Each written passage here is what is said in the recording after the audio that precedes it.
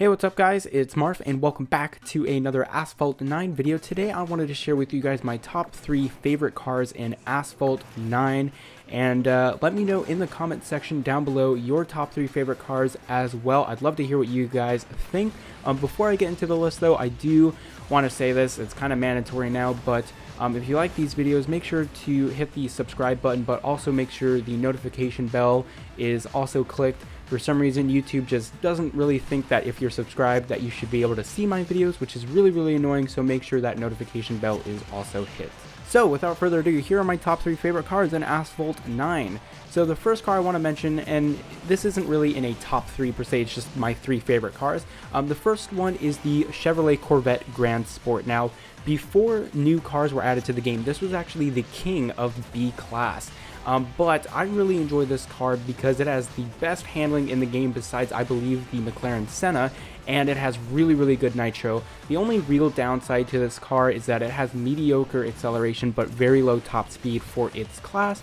However, this is a very popular car as well. You'll see this all the time in multiplayer. A lot of people love to use it because it is very easy to use. The handling is great, the nitro is great, and overall you can get some really nice times on a track such as the Caribbean because, like I said, the handling is just amazing. So this is more of a car that's just fun to drive. It kind of avoids some of the issues that Asphalt 9 had in the beginning where lots of cars just had very bad handling and nitro. So the next car is the Koenigsegg Jesko, and this is actually currently the king of the game. I only have it at 2 stars, unfortunately, but I really only love this car because of its insane top speed of over 300 miles an hour. And in previous Asphalt games, that number really wouldn't be that high.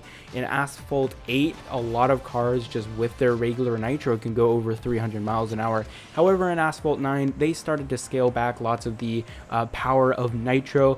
So getting to 300 miles per hour was really only achievable in the air with cars such as the Koenigsegg Regera and Bugatti Chiron. However, the Koenigsegg Jesko can reach 300 miles an hour just by driving straight, which is really awesome, and it's really fun to drive at those high speeds. However, this car is absolute garbage on tracks such as the Caribbean. However, if you load up a track like the Himalayas, this car will absolutely shine. It'll just go super fast, and even though the acceleration really isn't that great, it does kind of make up for it in the handling department. Getting around corners is really not that hard. You can do it at pretty high speeds as well, which is nice.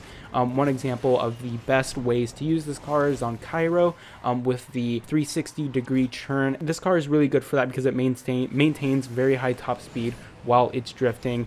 And really, I just like this car. Not only does it look pretty cool, but also because of the top speed. It is really fun, and going over 300 miles per hour is really satisfying. And so the last car on this list, I would argue this is like a personal favorite of mine, and this is the Apollo N. Now, currently, this is my best B-class car.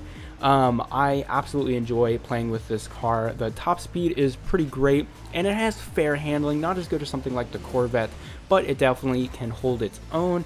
The really only downside to this car is its fairly mediocre nitro efficiency. It's not the greatest, however, it's not terrible either.